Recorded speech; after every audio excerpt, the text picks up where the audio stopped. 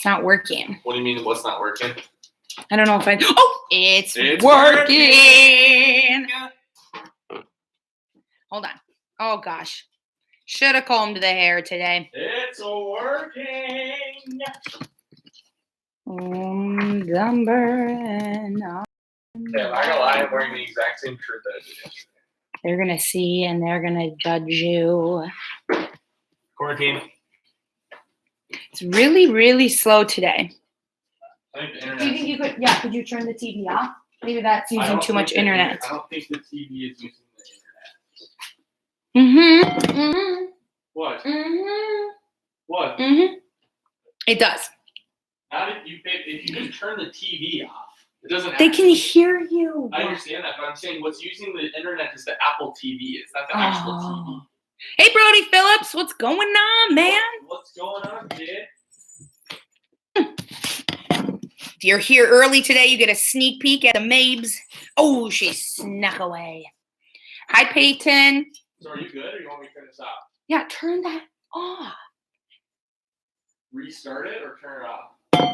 What's going on, peeps? Good morning, Baltimore. Could you carry Mabel over here so we could see her? Carry her? Yeah, lift Mabel up and bring her to the people. All right. Are people on? Yeah, there's 72 people on right now. There's 72. Yeah. Are you okay? Nancy, come here. Nancy, come here. If you're here early, you're getting a sneak peek. Come on, Mabes. Come here. No, she's not liking this. Yes, she will. Come here. Come here, Mabes. We're going to show you to the people. Oh, Mabel refuses to come on screen. Well, there, but that's good enough, isn't it? oh, Mabel. Look, Mabes. Oh. Hey, Haley. Shh, Madeline Valesky, don't tell on me. What? There's only 9 people on. What the heck? And Madeline's like, she's lying to you. Madeline's Well, I see what team you're on. Yeah, Math Masters for life. Let's Math go. Masters for life. Okay, I'm going to get started. If you're in here. Now, I'm going to start by saying I apologize for all the chaoticness of losing your assignment. I have no idea what happened. So I was able to get most of you your Google Docs back. If you finished, remember though, I didn't reshare it with you. So if you finished and you had turned it in, I'm not sharing it with you. I have it. I can see it. You're good to go. But like, I know I helped a couple people. Coy, I think I was helping Kira a little bit today to get on. If you need help though, just shoot me an email, okay? So let's talk lumber and iron. Remember, if I go a little fast, I apologize, but this will be here for you to reference if when you're doing this worksheet maybe a little bit later. So the lumber industry, we're going to start with the flour. We talked about Charles Pillsbury. With lumber, we're going to talk about Frederick Weyerhaeuser. Frederick Weyerhaeuser is a German immigrant who comes over when he's 18 years old, and he wants the American dream. He wants to develop a company. He wants to become wealthy. He kind of wants to do it on his own. That's why a lot of immigrants came here, was for a new chance at life. So when he came here, he took every last penny he had and he invested it in a sawmill. Now, a sawmill is what's going to be used to when the lumber's done and cut and they send it to the sawmill, and then that's where they prepare it to be lumber. So it's kind of like the flour mill to the flour industry. The sawmill is to this lumber industry. So he put all his money, yes, at 18, into this sawmill.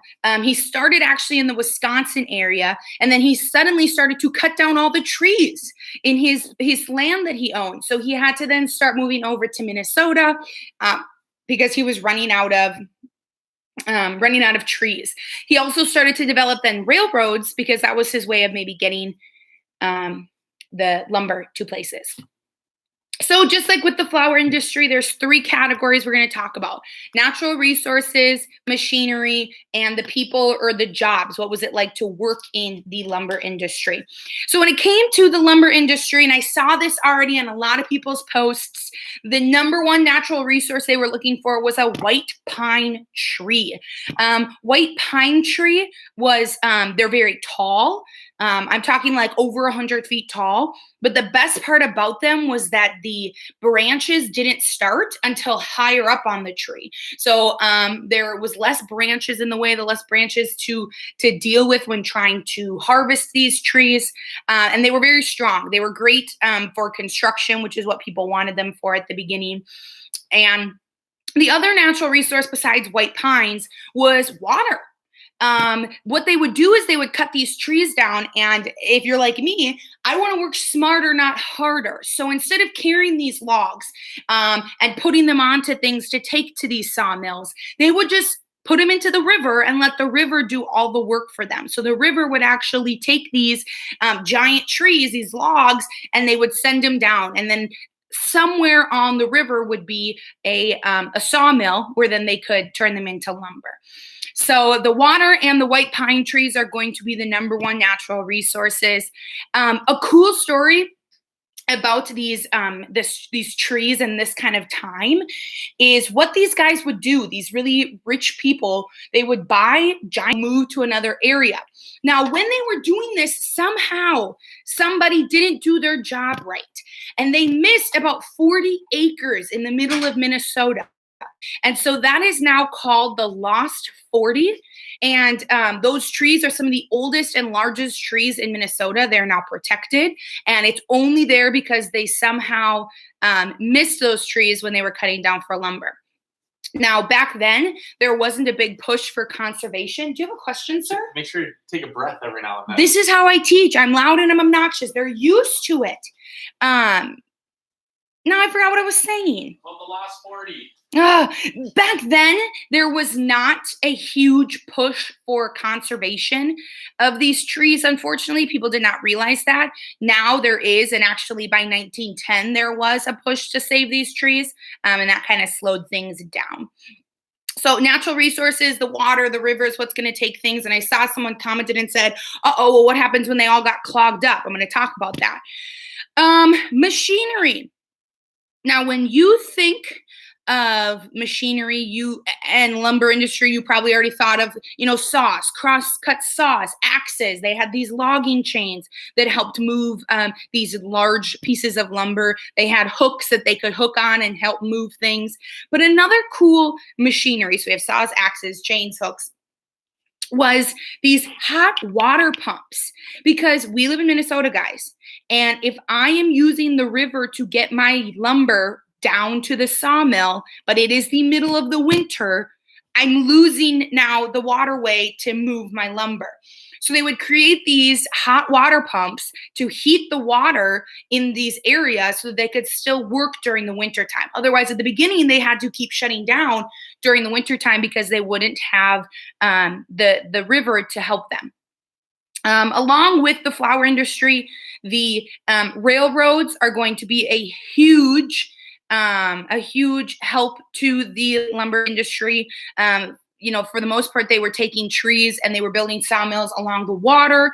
They realized, we also need the trees that are not by the water. So they would build railroad tracks so that they could get to those trees, and then they could bring those lumber pieces to different sawmills. Once they were created, they could take them to different areas and sell them. But yeah, so railroads, saws, axes, hot water pumps, all of those would be considered machinery for the lumber industry. People and jobs. Lumberjacks, hello. We've heard of lumberjacks before. People working in the lumber industry are most likely going to be men. They're most likely going to be younger men that maybe don't have families. Hold on one second. I saw people were getting sick of some people talking. I wonder if I can mute them. I can do that. Boom. I think I just put them in a timeout, it said. People, so men are mostly going to be lumberjacks. I'm sorry, lumberjills. That's not going to be the ideal situation for you. You were most likely probably young without a family because you did travel a lot. You went to wherever they needed you and wherever the trees were. So they were working really long days. There's a picture in your textbook that they were up at 4 a.m. eating breakfast in the bunkhouses, getting ready to work for the day. So long job, tiring. You're with the guys. It's bro time. There's not much female interaction, and you're kind of traveling and out on the road. I kind of compare it to like the Voyagers who are constantly traveling and maybe didn't have much family time. It was also extremely dangerous. I mean, hello, you're cutting down 100-foot trees that maybe you cannot control them as well as you want. Sending them down the river would also create these log jams and these buildups. And if you were someone who was in charge of getting the logs down the river, and you got stuck under a log or you fell into the water and couldn't get out, very dangerous. Because it was a dangerous job, it paid pretty darn well to be a lumberjack. A lumberjack paid well because it was dangerous, and they did know that, hey, you're traveling and you're living in a bunkhouse with hundreds of different guys all the time. So like I said before, by 1910, everything kind of slowed down. The sad part is they ended up cutting down a lot of the white pine trees in Minnesota. There wasn't much left. And if there's not much left, then they need to move and go somewhere else. So Frederick Weyerhaeuser, our guy I told you about at the beginning, he took off, went to Washington State, and tried to start a lumber industry in Washington State. So lumber industry, rewatch this if you need to hear any of those different things again. I'm going to move on to the iron industry. We got a lot to cover today, so I got to keep going. With the lumber and the flour industry, I don't know if you remember, but I started with two people. I told you about Pillsbury. Now I just told you about Frederick Weyerhaeuser. Both of those people came here and they took with whatever money they had and they tried to like kind of get started in that industry. The iron industry is completely different. The iron industry, you need lots of money to be able to be successful in the iron industry. So the people that were running the iron industry already had lots of money to put in. Okay, it was very expensive to start this type of industry and be successful in this industry. So our guy, his name's Henry Oliver. I wish Henry Sharp was in on here so we could call him Henry Oliver. He was very rich. He ran his own steel production company in the East Coast. And if you know anything about steel, the main or a part, Henry Sharp isn't here. Oh my goodness. Henry, we're talking about Henry Oliver. An ingredient needed in steel to make it is iron. So iron was needed to make steel. So Henry Oliver's like, well, hey, I'm building steel. I might as well get involved in the iron industry so that I can directly help my steel production. So Henry Oliver, he's like, boom, let's go to Minnesota. Let's start finding iron ore and let's get even more rich. So he called his two besties that were also extremely rich. One's name was Carnegie and one's name was Rockefeller. Now, if you've ever been to New York City, Rockefeller Center, yeah, I'm talking about this person. So these rich men were like, let's go to Minnesota and get some iron. So in Minnesota, the natural resource they were looking for is something called iron ore. Iron ore was found in three major iron ranges: the Vermilion, the Cuyuna, and the Mesabi. Mesabi is actually Ojibwe for giant. So Mesabi was the largest iron range in Minnesota. They would have either underground mines, like what you imagine a mine to be, like hard hats, and it's really dark and they're in the little carts. But they also had things called open-faced or open pit. Open face, that's like an open-faced sandwich. But open pit mine isn't then underground anymore. It's almost just like digging a giant hole in the middle. So natural resource was this iron ore that they were finding in Minnesota. And yes, it was coming from one of the three Minnesota iron ranges: Mesabi, Vermilion, Cuyuna. Okay.